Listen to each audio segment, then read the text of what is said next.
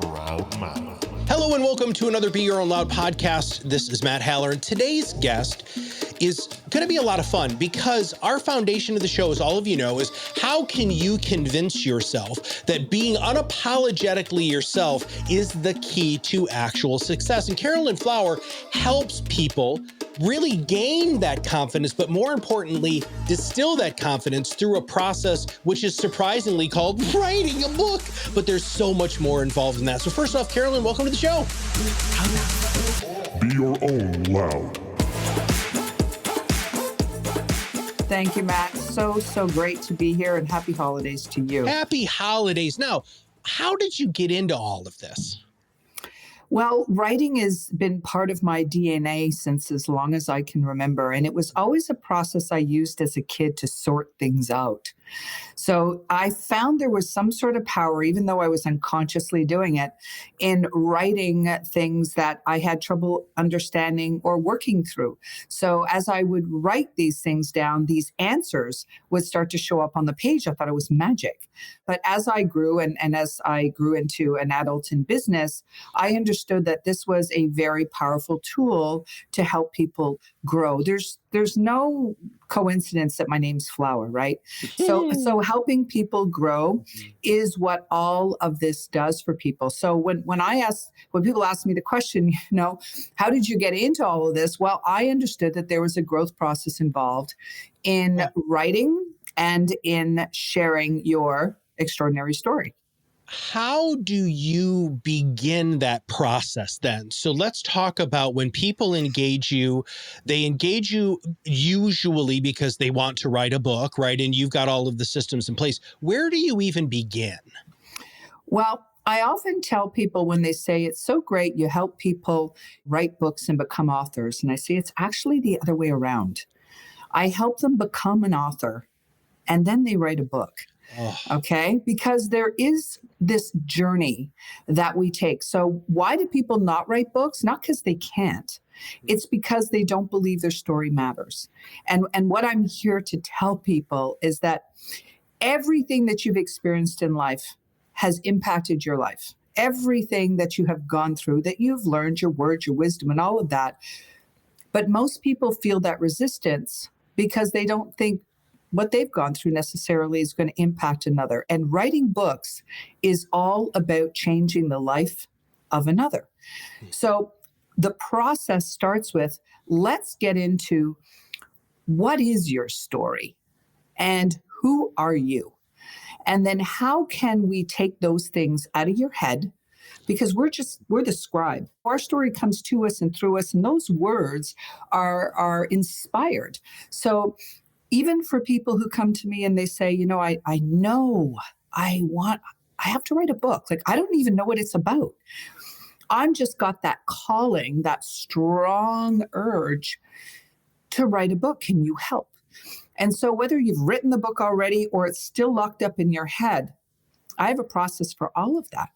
And then let's pull that from you and let's take all those nuggets and organize that. And once you understand that journey is more about your own passion and purpose, then you start understanding how powerful that is to help other people. That's when you become the person who is an author and you start becoming and living as that person. Writing the book, that's just the mechanics. When did you realize that you had this gift and this natural ability for this level of curiosity? In the opening of the show, you said, I was writing this out and realized that this was a great way for my brain to process. But doing that for yourself is one thing. Doing that for others, I believe, is a fundamentally different skill set. How did you figure that out? I think just through the curiosity of conversations, courageous conversations with humans who would come to me, and it's a very, very non-judgmental, safe space. Let's start with a conversation. Who are you and who do you want to become? So it all starts in your imagination. It doesn't start with opening up your laptop and saying, okay, it's a blank screen, I got to write a book.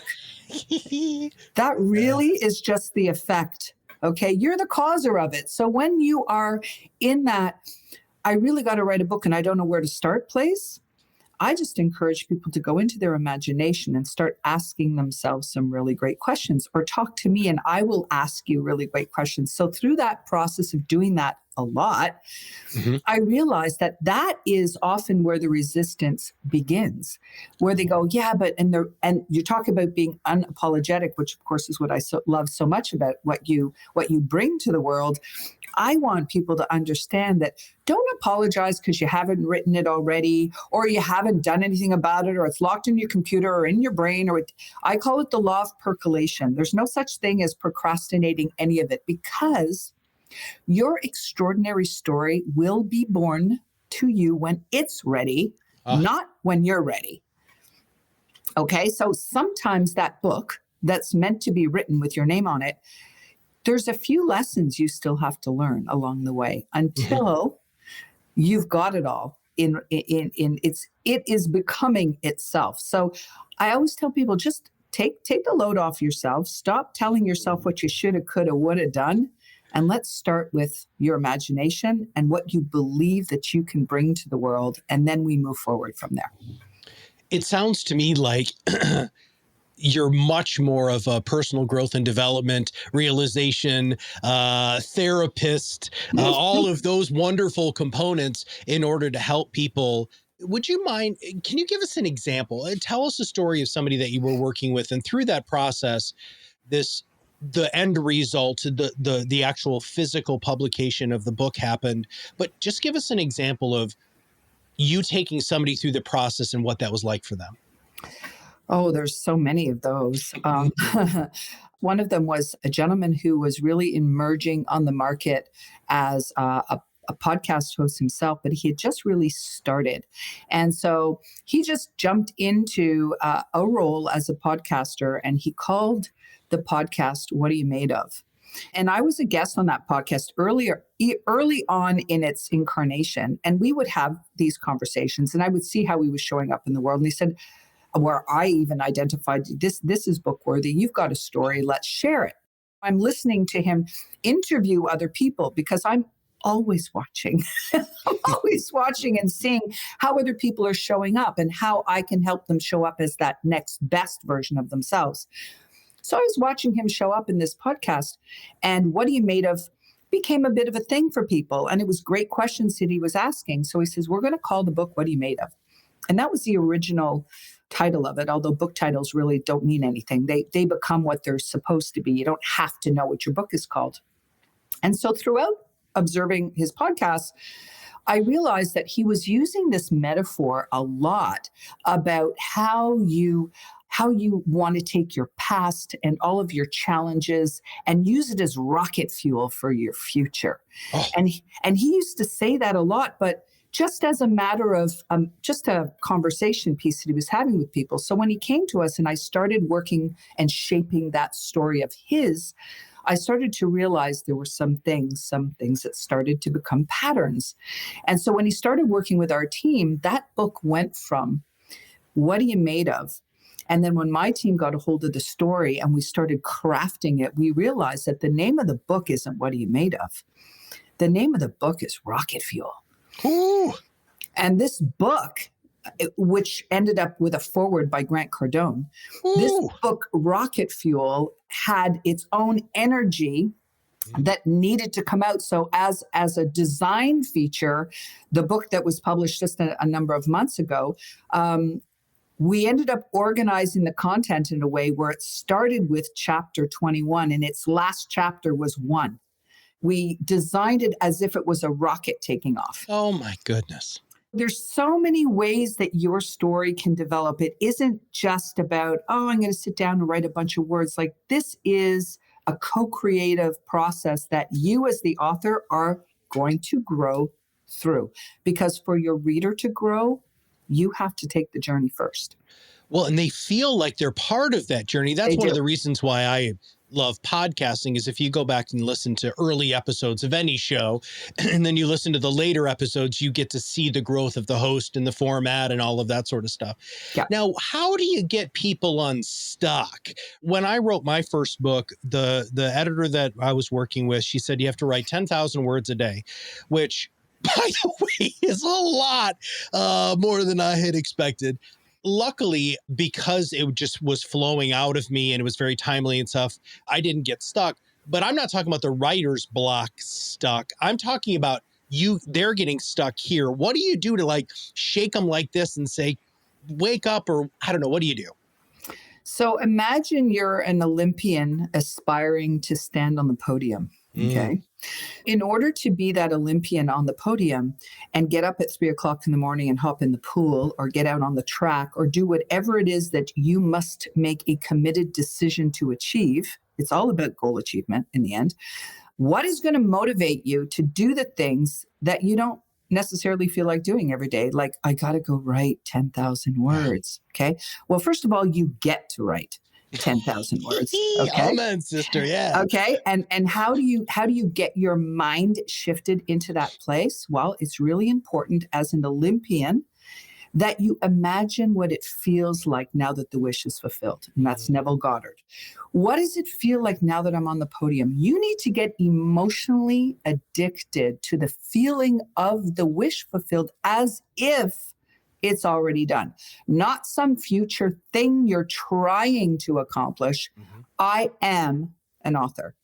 I am inspiring. What does it feel like now that your book is published, right, Matt? What does it feel like now that people are calling you and going, oh man, I cannot tell you what that book has done for my life. Like, thank God you did do this book because it has changed my life. So that's how I move people out of their stuckness in themselves. And I elevate them to a place where they're of service to others. Oh. And that moves that needle for them because all of a sudden, hey, wait a minute, you mean I can inspire someone with what I've gone through? I'm going to get down to writing that. That's how that happens. And I talk about this all the time, the perfect podcast formula, which is storytelling, education, entertainment, call to action. And I get people ask me a lot, I don't get the storytelling component of it. I'm like, okay, well, just think of this. When is the last time you heard a story that was somebody else's life and you saw yourself in that story?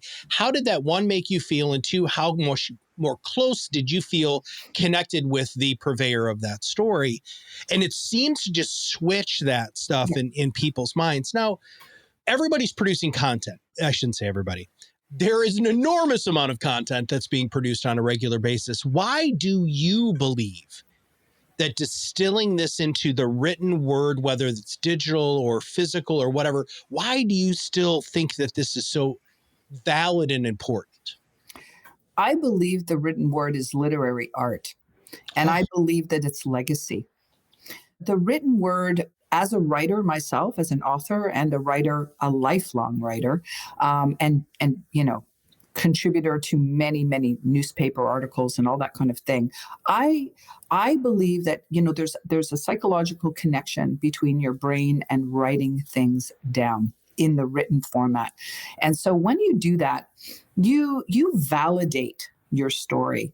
You take it literally from one format and you transcribe it into another one. And that takes on a life of its own. I did a fundraiser a couple of years ago, and it was called the Author Fest fundraiser. And I made this, I was raising money for the birthing center where my children were born.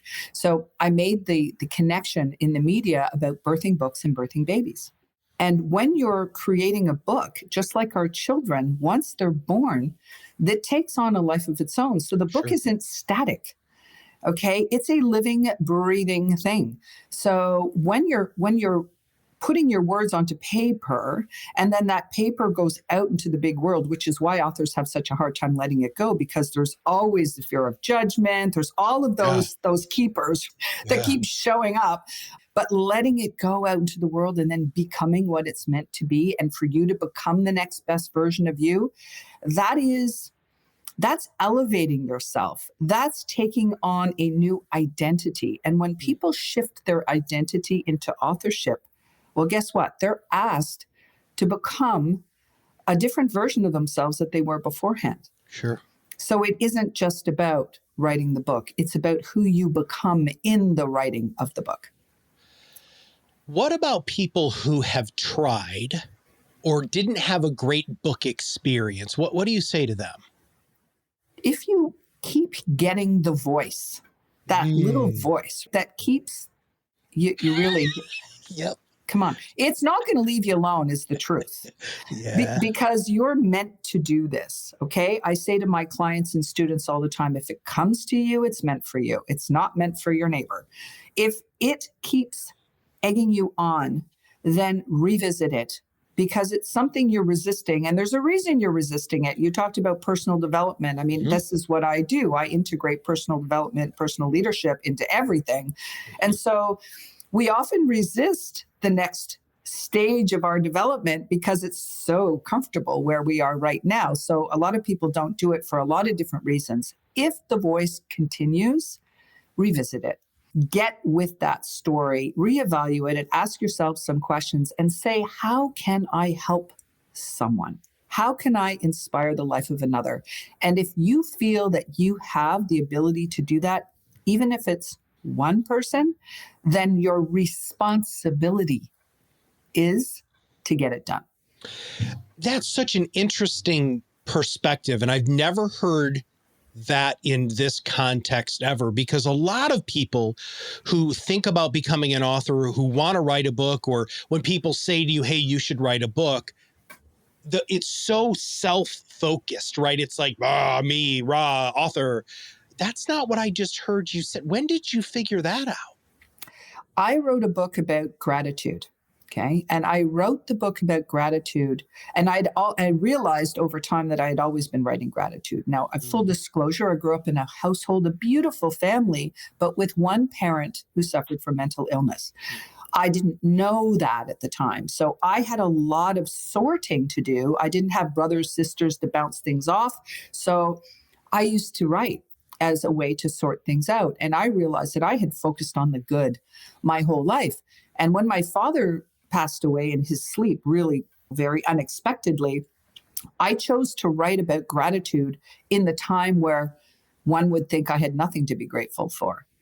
In the process of doing that, you realize that writing a manuscript and writing about things that are important to your life that you may not even realize how important they're going to be, it's inner wealth. You have to begin within.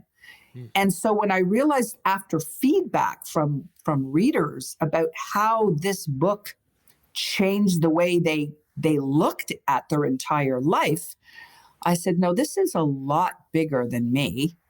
You need to take the spotlight off yourself and really focus your attention on how this book will help somebody else. And when you do that, amazing things happen. All of a sudden, there's no block at all, because I call writer's block writer's resistance. It really is in action. You need to take action to achieve any goal. So how do you put yourself into action? You give.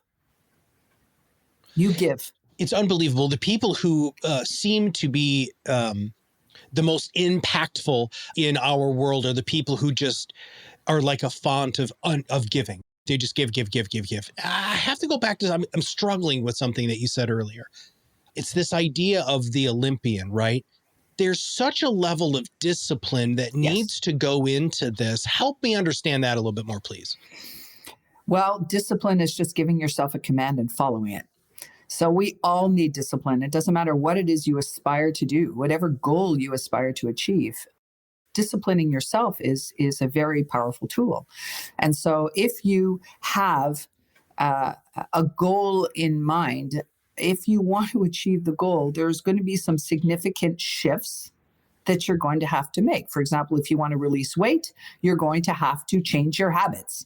And your habits, your habitual behavior and your habitual thinking create emotions, and they create different ways of whether you actually are going to do the things you say you're going to do or not. So we all have to discipline ourselves, just like an athlete.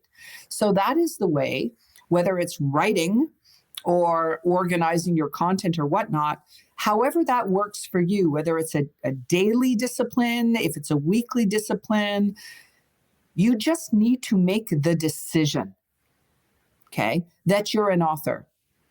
Not I'm going to write a book, not I'm in the process of writing a book, not one day someone said I should write a book. I've written the book. Yeah. It's done. And then you kind of reverse engineer it and say, okay, well, if I've written a book and I get to sit down and put that content together every single day, you get more momentum the more discipline that you inject into your life.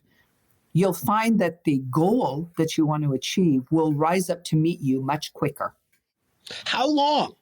This is a rubber meets the road here. So I feel that bird or whatever, the angel, whatever you want, a devil, you telling me consistently, okay, you got to do this. You got to do this.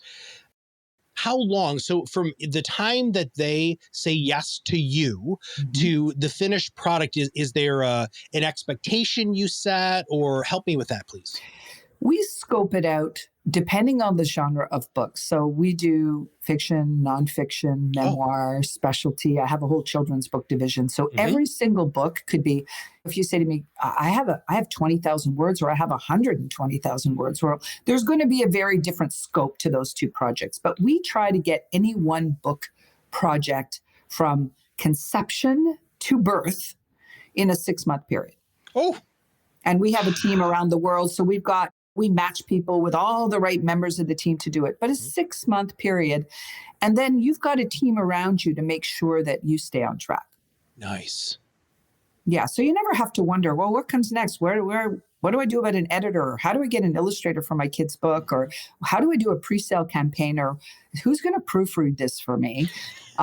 We call it the oxygen human experience. So we take people and we guide them through that. And you're in an atmosphere of co-creation. So you're never alone. And I think that's where a lot of people, they don't know the answers to the questions. They don't know where to get the answers, at least quality answers. So they don't do it.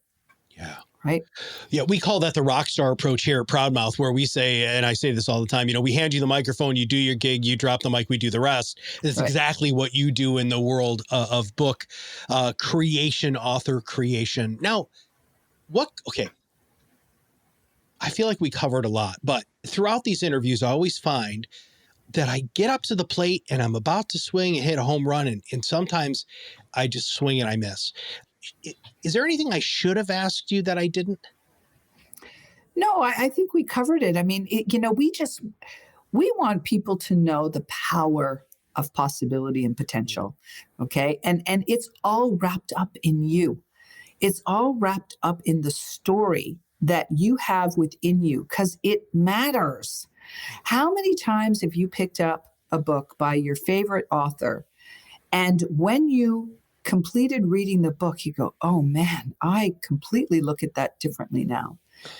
And that's happened to me a million and one times. I'm a voracious reader and I love to get different perspectives from different people. So you are one of those people that people are going to say that about as well. Your story matters. You're living it.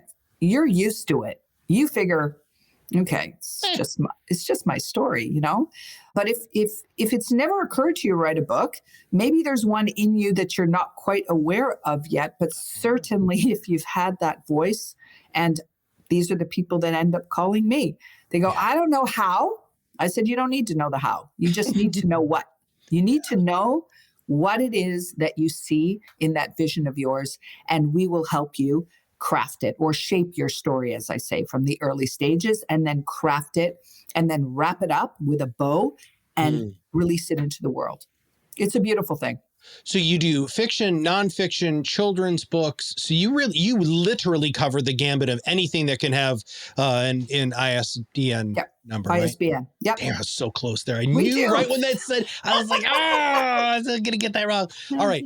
I am sure that there are people who listen to this who are like, okay, yep, I've had that voice. I felt that pull. I felt that calling. I just don't know where to begin. And they connected with you through this show. What is the best way for them to reach out and find out more about how they can engage for your services, please? The very best way is to go to oxygenpublishing.com. You'll learn a little bit about us there. And right at the top, it says submit an author questionnaire. So just click on that. And there's a few questions that will ask you about your extraordinary story. And then one of my team members will reach out, give you a link to hop on a call. And then I have a discovery call with everybody, because I want you to learn who we are and we want to learn a little bit more about you. It's always a great, great experience, and quite a privilege, actually, to get to know you and what it is that you want to bring to the world. So that's the best way to reach out. And then we set something up and we move from there as it works out for you and for us. And we'll make sure that we have those in the show notes. I when we first met, as we were preparing for the show, it was so nice to feel validated by you. And here's why I say that. It seems there aren't a lot of people in the world who have that passion for curiosity, that passion for stories, that passion for that, what I attempted to do on the show and what you deliver with the relationships you have with these people that become authors. And I personally want to thank you for that, because I believe that if more people were just curious and more people who really truly cared, whoever they're talking to has that story that makes them fundamentally unique and different and spends the time and listens, I think the world could be a much, much better place. You know, we all have so much to contribute, Matt. You know, we all can impact. It's not who we think we are. Like a lot of people have got all, you do imposter syndrome, I don't, whatever you want to Yeah. call it. It's who we think we're not that holds us back. And that's what we want people to understand, whether it's through a vehicle of a book or any other vehicle, for goodness sake, share your story. Share that story and understand, because you will change. Your life will be better if you take that unique value that you bring to the world and you share it with a person or a group of people or wherever, whatever vehicle you use. Just make sure you do it. Okay. Because you give people the opportunity as well to share their story by podcasting. Get on a podcast and you'll find that there's something that you're always going to learn about yourself and other people. And that becomes a nugget that is going to give you all sorts of opportunities to meet new people, to contribute to new people's lives. I mean, it really is, we're all here to help walk each other home. How can we help one another? I love that. Yeah. Well, your energy is contagious. Your passion is contagious. And when you guys go to the website, you're going to see examples of their work. You're going to get to be able to meet the team. It's a wonderfully well-produced, well-organized site that is wildly informative. And please make sure that you follow Carolyn on social media, LinkedIn specifically. She's always posting stuff now. Now you've been on a bunch of other shows. Did you have a podcast at one point? I don't have a podcast. I sometimes throw a masterclass that I do on Okay. YouTube or things like that. Your Extraordinary Stories is a Facebook group that I have. That's what I was. Okay. I was trying to figure out how I was going to tease that out of you. So thank you for that. Yeah. So come and join us at Your Extraordinary Stories. And that's a place for sharing. That's not a place for me to throw a bunch of things on a page. That's for you to do that. We want to learn about you and everybody's extraordinary story. So Oxygen has a Facebook page, but Your Extraordinary Stories is a Facebook group. And then I'm on LinkedIn, Facebook, Instagram, all of those great platforms. Reach out, say hello. I'd love to meet you. Well, thank you for spending time with us Thank you. today.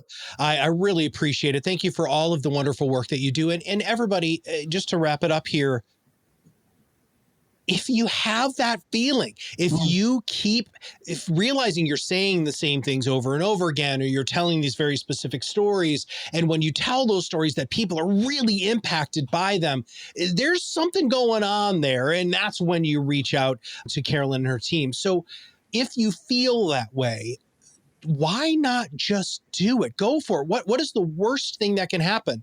You learn more about yourself and you have something that you can pass on to your grandkids, your great grandkids, your nephews, your nieces, whatever, about who you are and what's made you tick. In working with advisors for so many years, one of the things that always came out was with the matriarch and the patriarch, one of their biggest concerns was the distillation of their story, Yes. right? So that people who had been successful, I remember I was interviewing this family.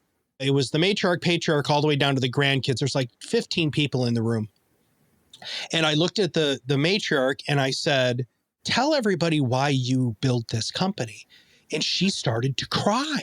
And I'm like, oh, that was the opening question. And I'm like, oh, we're screwed, right? I totally messed up. And she was crying, but she had this huge smile on her face. And I was like, what's going on? She's like, Matt, nobody's ever asked me that question.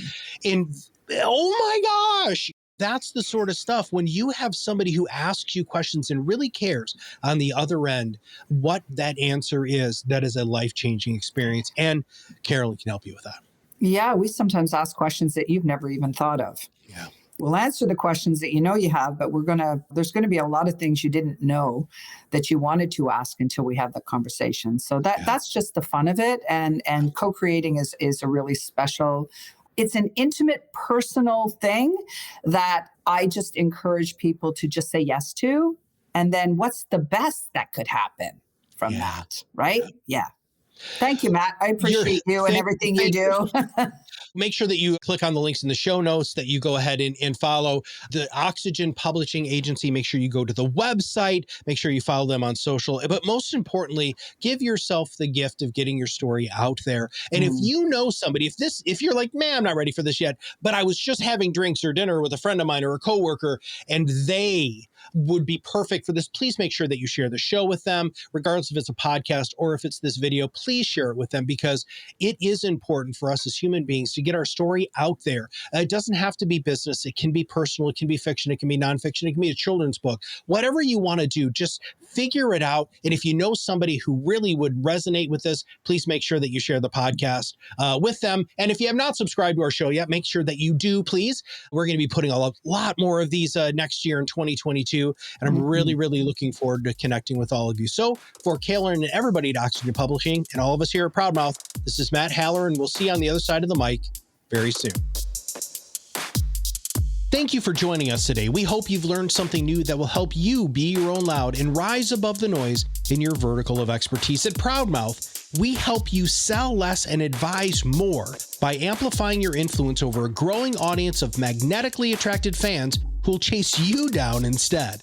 When people opt into your thought leadership, the sales process changes from hard selling to people buying from you. Isn't that what you want?